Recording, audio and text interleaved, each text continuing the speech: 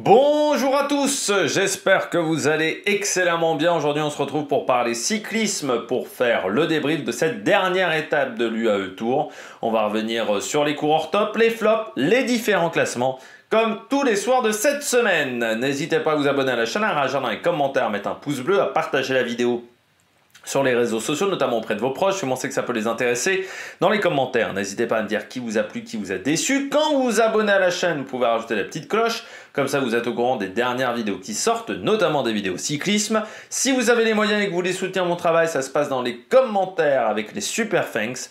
Vous pouvez également rajouter la petite cloche, comme ça vous êtes au courant des dernières vidéos qui sortent.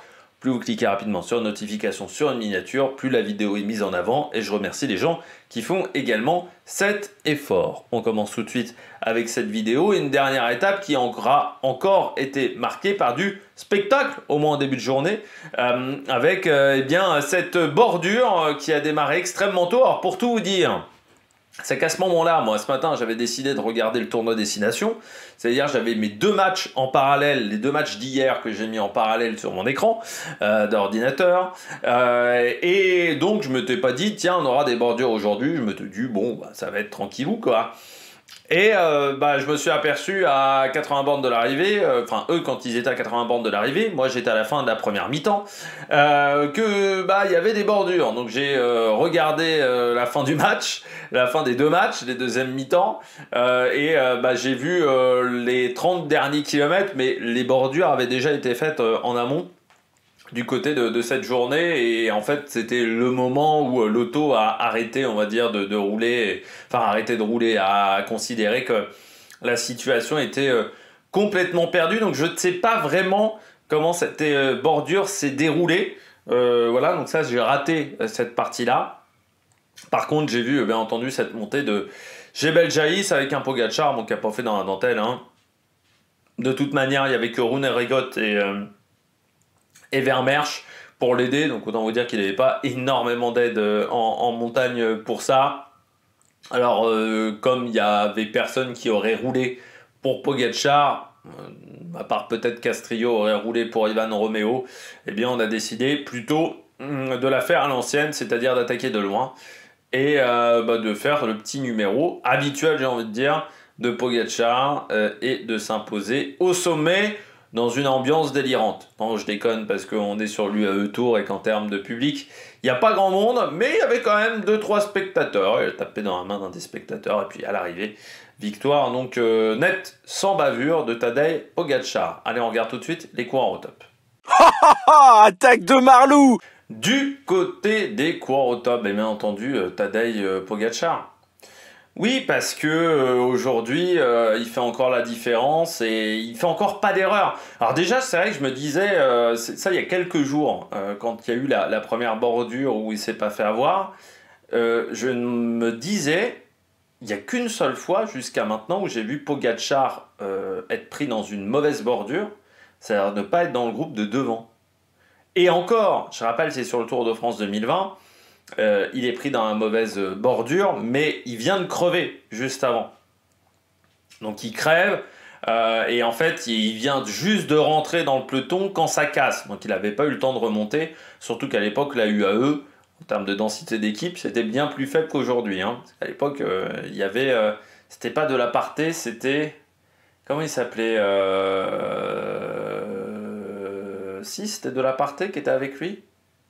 Ah, je sais plus. C'était de l'aparté. Il avait qu'un seul bon coureur avec lui. Enfin, bon coureur. C'était de l'aparté, je crois. Ah, attendez, je vérifie.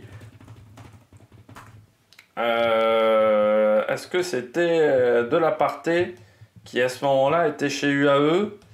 Non, c'était pas de l'aparté. Donc, je vais pas retomber... je vais pas retrouver son nom à ce coureur.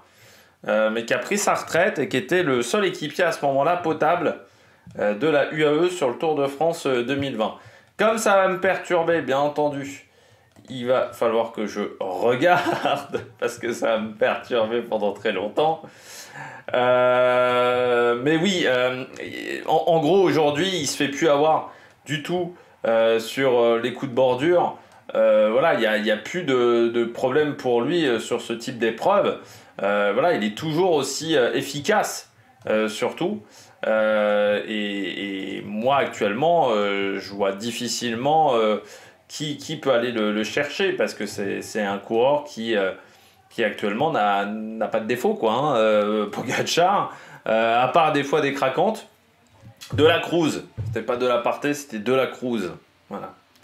Qui était le seul équipier potable qu'il avait à ce moment-là, parce que sinon il y avait Marcato encore chez UAE à l'époque. Mais oui, pour moi, c'est un coureur aujourd'hui qui est dur à battre. Je me dis même Vingegaard, est-ce qu'il arrivera à le battre? C'est la grande question parce que aujourd'hui il se fait avoir, non, il se fait jamais avoir, Pogacar. Certes, il est très fort, il a des qualités physiques, ok, il a du très bon punch, il est bon sur le contre-la-montre, ok. Mais surtout, c'est un coureur qui se fait jamais avoir. C'est un coureur qui rate jamais les opportunités tactiques, Pogacar.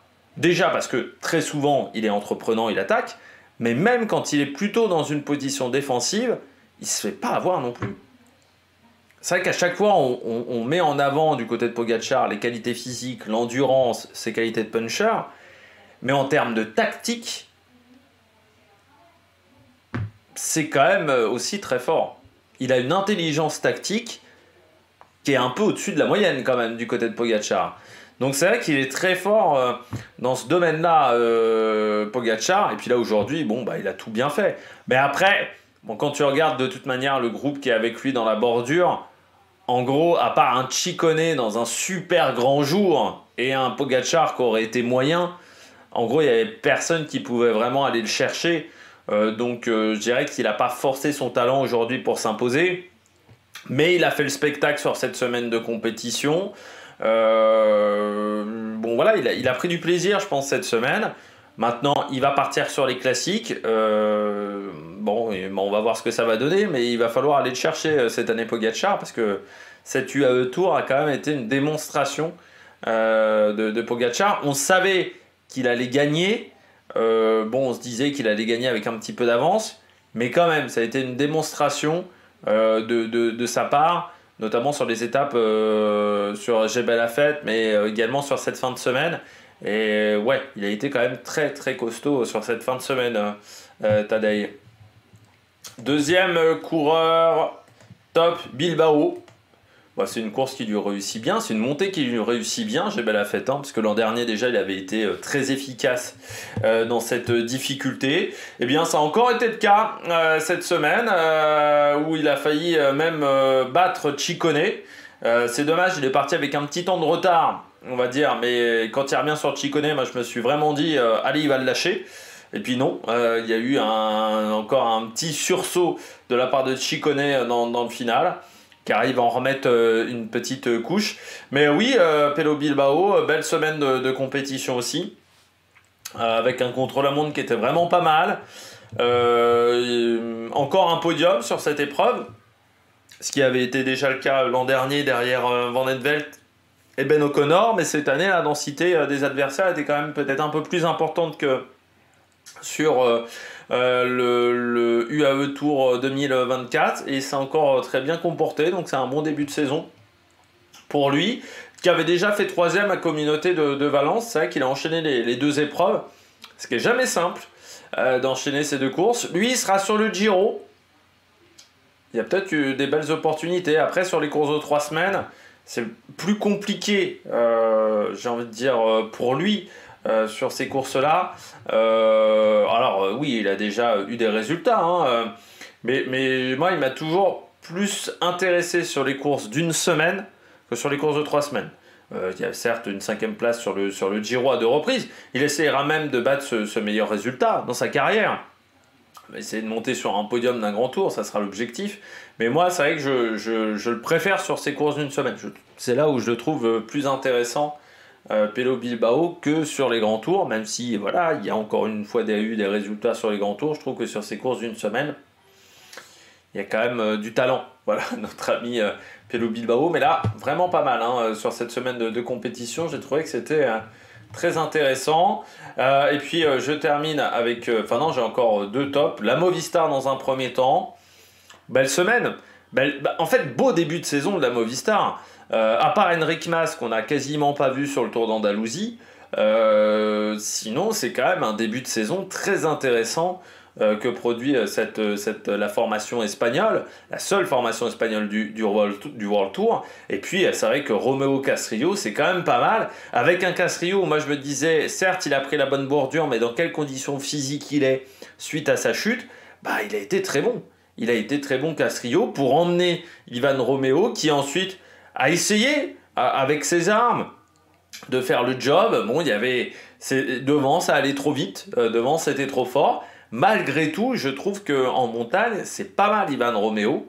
Il a montré quand même des choses intéressantes. Et je me dis, pour un maillot blanc, pour un maillot de meilleur jeune, ça peut être un coureur très intéressant. Donc on suivra ça également du côté d'Ivan Romeo. Ouais, j'ai bien aimé sa semaine sur l'UAE Tour, un bon chrono, 2 belles étapes en montagne.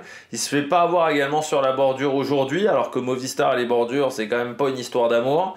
Donc non, il a été très bon, et oui, la doublette avec Castrillo marche extrêmement bien.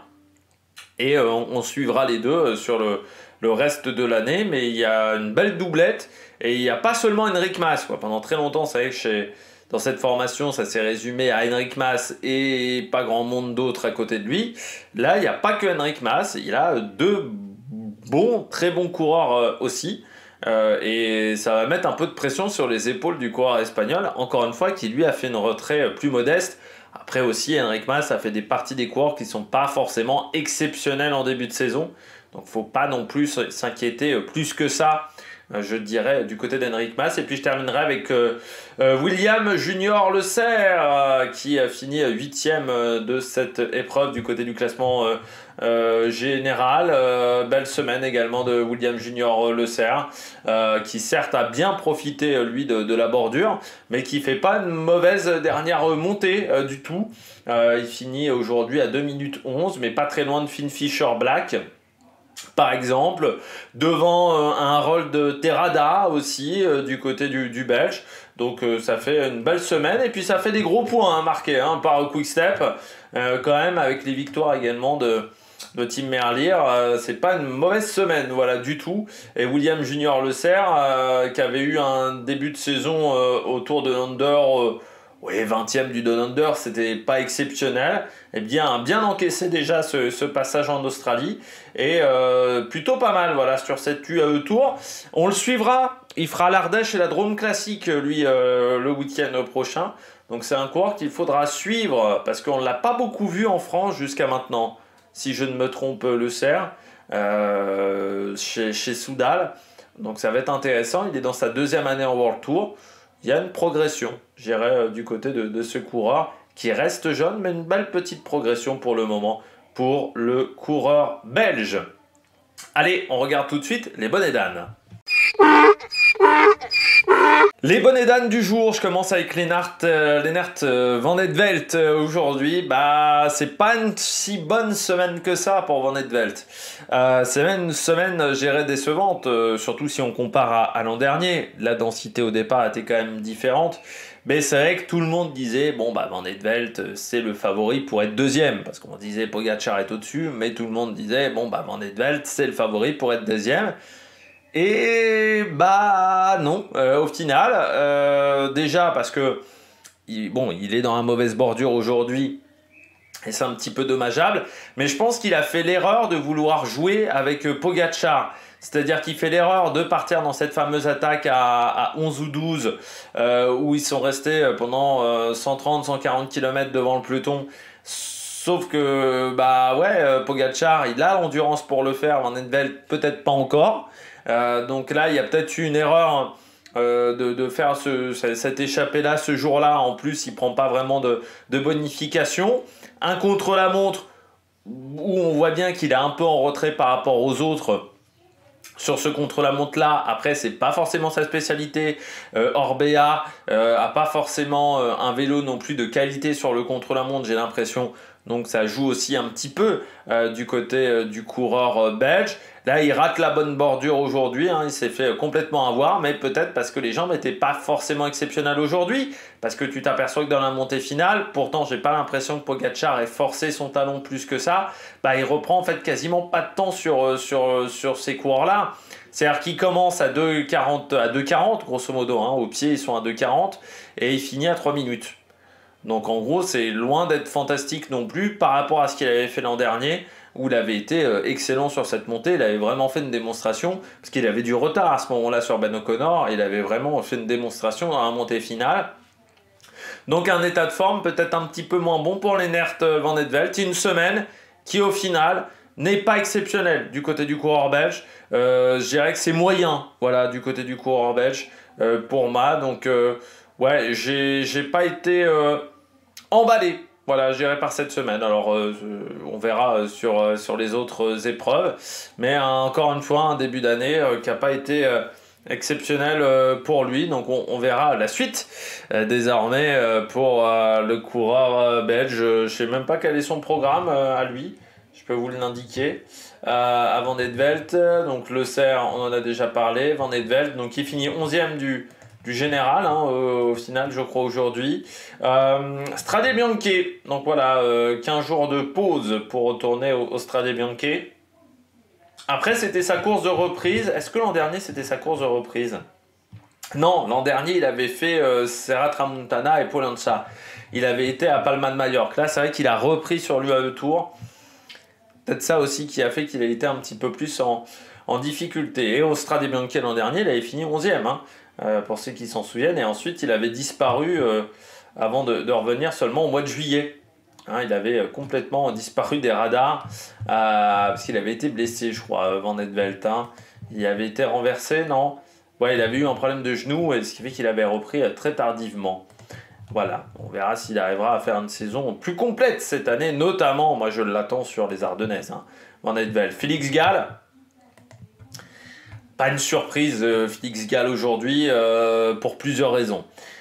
Première raison, bon, il finit quand même seulement 22e, c'est-à-dire qu'il se prend une 40, un truc comme ça, par Van Eetvelt, qui fait déjà pour moi pas une super montée. Il finit à 3,55 Van Eetvelt, donc non, il a pris même une minute dans la tête, hein, dans la montée finale. Mais Félix Gall, c'est pas une surprise par rapport à la chute qu'il a pris. Il a pris une terrible chute quand même. C'est lui qui se retrouve avec la rambarde de béton dans le dos. Et forcément, bah, ça a été difficile de relancer la machine, je pense, parce qu'il devait y avoir des douleurs de partout du côté de Félix Gall. Deuxièmement, les bordures, ça n'a jamais été sa spécialité. Voilà, ça n'a jamais été la spécialité de la Decathlon G2R. Ça n'a jamais été la spécialité de Félix Gall. Donc si vous mettez les deux ensemble, bah oui, forcément il allait se faire avoir. Et qu'ils finissent loin de Van Eetvelt, bah là aussi c'est pas une surprise aujourd'hui. Donc il y a une 25 voilà, par rapport à Van Eetvelt. Bah ouais, mais Van Eetvelt il est pas tombé, lui il est tombé et la chute elle était violente. Elle était il y a 48 heures, donc il n'y a pas si longtemps que ça.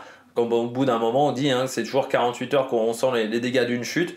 C'est dommage parce qu'il pouvait faire un bon classement général et Decathlon pouvait refaire un bon classement comme l'an dernier avec Ben O'Connor, et que ça aurait redonné de la confiance aux coureurs autrichiens après une année 2024 qui a été difficile. Malgré tout, je trouve quand même qu'en termes de performance sur cette semaine de compétition, ça a été très bon, que ça soit sur le contre-la-montre où j'ai trouvé qu'il était mieux que d'habitude, et également sur l'étape de Jebel Jais. Bon voilà, dommage cette chute qui aura eu des grandes conséquences sur la fin de cette semaine. Pas grand chose d'autre à dire voilà, du côté de Félix Gall. Israël, ouais, bah déjà aujourd'hui ils perdent Chris Froome, clavicule, hein, Chris Froome. On a perdu cette semaine Bernal, Bardet et Froome quand même. Hein. Sur les talents des grands tours, il y a une génération comme ça qui a été décimée par les chutes. Bernal qui a déjà repris le vélo. Alors j'ai déjà vu Van Gils, parce que Van Gils, je me suis dit, est-ce que c'était vraiment une clavicule qu'il a eu à Bessèges? Parce que normalement c'était une clavicule, il est revenu déjà au bout de 15 jours. Je trouve la clavicule la plus rapide de l'histoire. Alors Bernal remonté sur un vélo après une clavicule. Je trouve ça très court comme délai. Je me dis, est-ce que c'est pas des coureurs qui vont le regretter plus tard, ça, qui vont pas avoir des douleurs physiques ensuite, parce qu'ils ont voulu revenir trop tôt. Hein, ça c'est toujours une interrogation que je me pose quand les mecs reviennent très vite après des blessures, parce que parfois c'est pas toujours consolidé. On sait qu'une clavicule pas consolidée, bah, ça peut faire une épaule plus basse que l'autre, hein, notamment. Mais pour revenir sur Israël, ouais, la journée n'a pas été bonne du côté de cette formation. Richie Tello s'est fait avoir aujourd'hui, il est dans la bordure, dans la mauvaise bordure, donc là aussi c'est pas l'idéal, avec notamment Jan Hirt qui est aussi dans la mauvaise bordure. Donc c'est dommage pour Richie Tello, mais lui aussi c'est un coureur qui doit progresser sur la technique sur le vélo. Je pense qu'il a encore des lacunes là-dessus, Richie Tello, sur la tactique, sur la technique. C'est un coureur qui a des bonnes qualités, mais ça suffit pas dans le cyclisme. Il faut aussi avoir les stratégies, il faut sentir les coups, et j'ai l'impression que c'est un coureur qui n'est pas toujours très bien positionné dans un peloton, Matteo Richie Tello, donc c'est quelque chose qui doit progresser, qui doit travailler. Deuxièmement, on avait quand même mis deux coureurs devant, sauf que c'était Pierre-André Côté, coureur qui était notamment à une époque dans l'équipe de développement de cette formation, qui n'est pas le meilleur grimpeur du monde, loin de là, et puis Lutsenko, il a été lâché très vite. Lutsenko, pour le moment, ça veut pas, hein, sur ce début de saison. Cette course avec Israël a été quand même très décevante pour moi. Alors on le sait, c'est pas simple. Il passe de 10 ans chez Astana, plus de 10 ans chez Astana, à Israël. Il faut s'adapter à un nouvel univers, à un nouveau vélo aussi, parce qu'il avait un vélo Vidier l'an dernier, et là c'est Factor, un petit peu moins bien quand même, du côté de Lutsenko. Mais ouais, ça a été difficile sur cette reprise. Pour le moment, elle est loin d'être exceptionnelle pour le coureur kazakh. Déjà à Valence, bon, il fait 18e, mais sans vraiment nous avoir émerveillés par son talent, comme je dis souvent. Et là, sur cette semaine de l'UAE Tour, on ne l'a pas vu de la semaine, très clairement. Enfin, si, on l'a vu souvent décrocher, mais pas souvent à son avantage. Donc ouais, une semaine compliquée qui se conclut par cette dernière étape où il n'était pas dans le coup. Lui aussi, il sera sur la Drôme et l'Ardèche classique. Et puis, Jan Hirt aussi, pas très bon pour cette reprise. Sur l'UAE Tour, seulement 36e. Après, c'est pas non plus un coureur qui aime forcément l'UAE Tour. Parce que l'an dernier, ça avait été compliqué alors qu'il avait fait un bon Tour de Man. Donc c'est peut-être une course qui ne lui correspond pas énormément. Mais là aussi, petite déception, voilà, du côté de Jan Hirt sur cette semaine, du côté du coureur tchèque. Donc ouais, Israël est un petit peu passé à côté, et ce qui fait qu'au général, eh bien 20 et 12, ça fait 32, 37, 42 et 47 points seulement de marqués. Donc c'est pas exceptionnel, voilà, avec Richie Tello qui finit 17e. Et Lutsenko, 28e du classement général. Et puis je termine avec Carlos Rodriguez, début de saison difficile pour la Ineos, on a perdu Bernal, on a un Ehrensman qui n'a pas fait un grand contre-la-montre du côté du Tour de l'Algarve, et on a Carlos Rodriguez qui a abandonné ce matin, fracture de la clavicule pour le coureur d'Ineos, fracture de la clavicule en fait qui a eu lieu hier, mais il a réussi à finir l'étape, et voilà, fracture de la clavicule pour Carlos Rodriguez, donc abandon. Ce qui fait que sur cette semaine, bon, Joshua Tarling finit à 21e sur cette dernière montée. C'est vrai que Joshua Tarling, il nous avait dit qu'il voulait jouer un peu plus les courses par étapes. Il va falloir progresser en bosse pour Joshua Tarling. Après, c'est vrai qu'il n'a pas forcément le gabarit idéal. 1,94, 78 kg. Bon, quand on fait la même taille que Ghana, bon, c'est un peu compliqué d'être bon sur des courses par étapes. Mais oui, un début de saison où heureusement qu'il y a un peu Tarling, parce que sinon pour le reste c'est quand même pas exceptionnel ce que nous propose la Ineos. Il y a eu aussi Axel Laurence et Kwiatkowski sur la Classique Rennes, mais chez les têtes d'affiche, que ce soit Arensman, Bernal aussi, on peut dire un petit peu en montagne, mais surtout Arensman, Geraint Thomas Et Carlos Rodriguez, pour le moment, c'est un petit peu faiblard. Et puis en plus, s'il se blesse, s'il tombe, ça va être un petit peu compliqué pour eux. Voilà, et bien on regarde tout de suite les différents classements pour conclure cette vidéo. On termine cette vidéo par les différents classements sur l'UAE Tour. Et donc la victoire aujourd'hui de Tadej Pogačar sans trembler face à Ciccone, Bilbao, Ivan Romeo, Oscar Ondi. Complète ce top 5. Oscar Ondi qui s'est un petit peu brûlé les ailes aujourd'hui.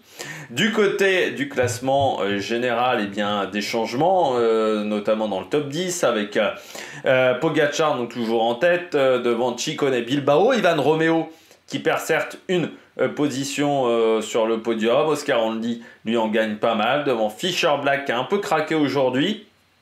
Castrillo, Le Cerf, Terrada et encore Patrick Conrad et Van Edveld donc fini en dehors du top 10 avec cette bordure qu'il n'a pas réussi à récupérer. Le maillot vert remporté par Jonathan Milan devant Pogačar, Merlier. Duric lui remporte celui des sprints intermédiaires devant Samudio. Et Tarozzi du côté du maillot blanc, eh bien on a Ivan Romeo qui s'impose devant Oscar Ondi, Fischer Black, Castrillo et Le Cerf. Et enfin le classement par équipe est remporté par la Movistar devant la Lidl Trek, la Bahreïn, la Red Bull et la Decathlon. Eh bien, j'espère que vous avez aimé cette vidéo. N'hésitez pas à vous abonner à la chaîne, à réagir dans les commentaires, à mettre un pouce bleu. Le Tour de l'Algarve, également demain Andalousie, le Tour des Alpes-Maritimes, les présentations d'équipes cyclistes. Peut-être Grande Camino, je ne sais pas encore si je vais faire cette épreuve-là, mais de toute manière, en fin de semaine, les deux classiques Ardèche et Drôme, et surtout les classiques flandriennes. Allez, n'hésitez pas à vous abonner à la chaîne, à réagir dans les commentaires, à mettre un pouce bleu. Allez, ciao ciao sur l'Amérique Production.